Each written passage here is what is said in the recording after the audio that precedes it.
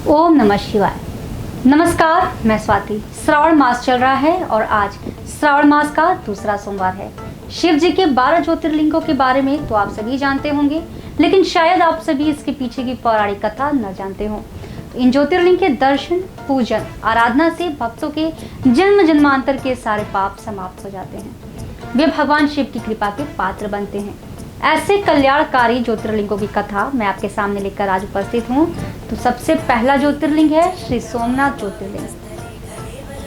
गुजरात प्रांत के काठियावाड़ क्षेत्र में समुद्र के किनारे स्थित ये ज्योतिर्लिंग ऐतिहासिक महत्व रखता है। पहले यह क्षेत्र प्रभास क्षेत्र के नाम से जाना जाता था। यहीं भगवान श्री कृष्ण ने जरा नामक व्याध की बाढ़ को निमित्त बनाकर अपनी लीला का संवर्णन किया था। यहाँ के ज्योतिर्लिंग की कथा का पुराणों में जो वर्णन है, आइए आपको बताते हैं।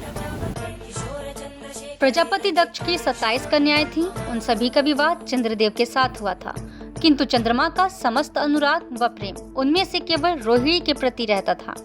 उनके इस कृत्य से दक्ष प्रजापति की अन्य कन्याएं बहुत अप्रसन्न रहती थीं। उन्होंने अपनी यह कथा व्यथा अपने पिता को सुनाई।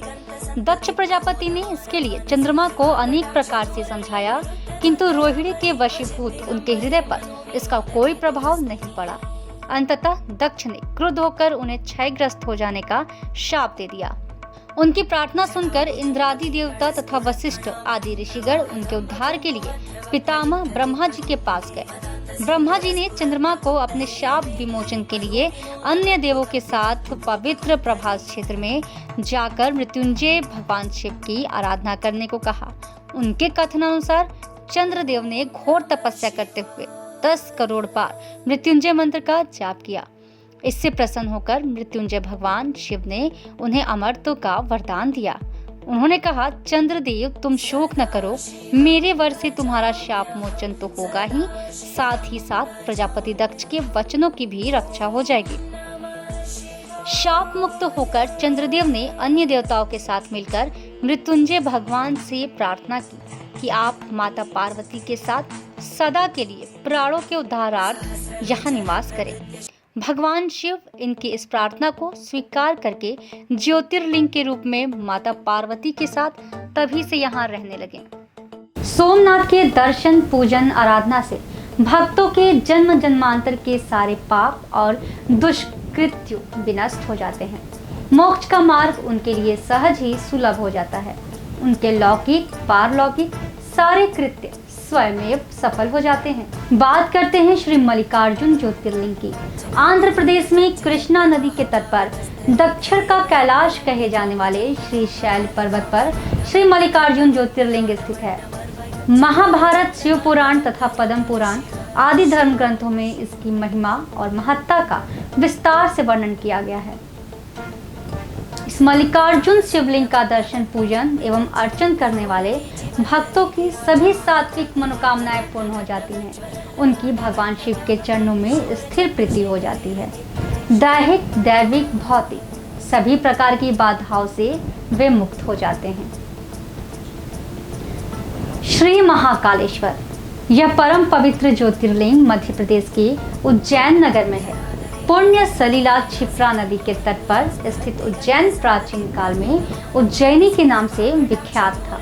इसे अवंतिकापुरी भी कहते थे। यह भारत की परम पवित्र सप्तपुरियों में से एक है।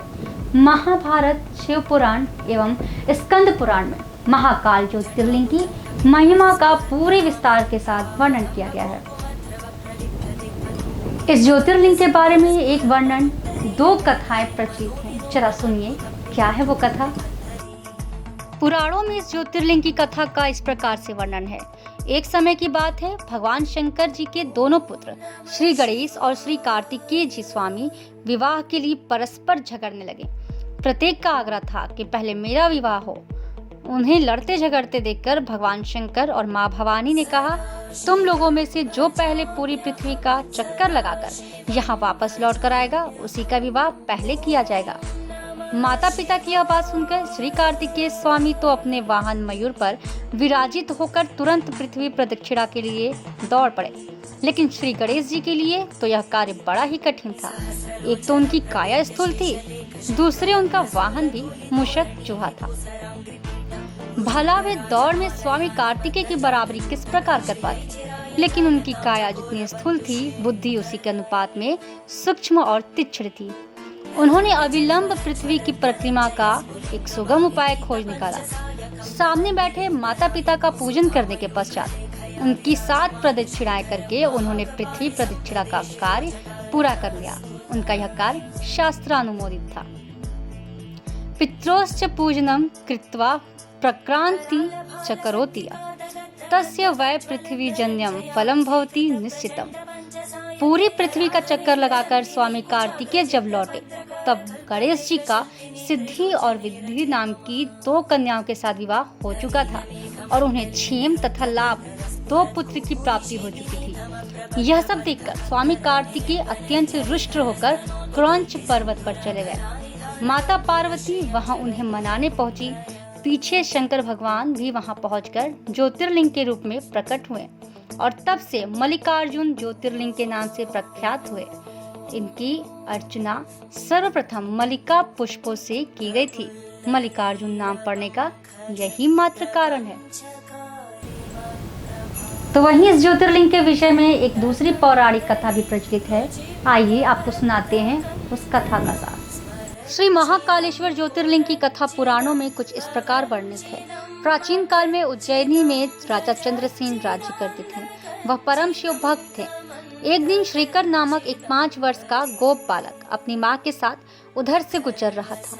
राजा का शिव पूजन देखकर उसे बहुत विस्मय और कौतूहल हुआ। वह स्वयं उसी प्रकार की सामग्रियों से शिव पूजन करने के लिए ललायित हो उठा।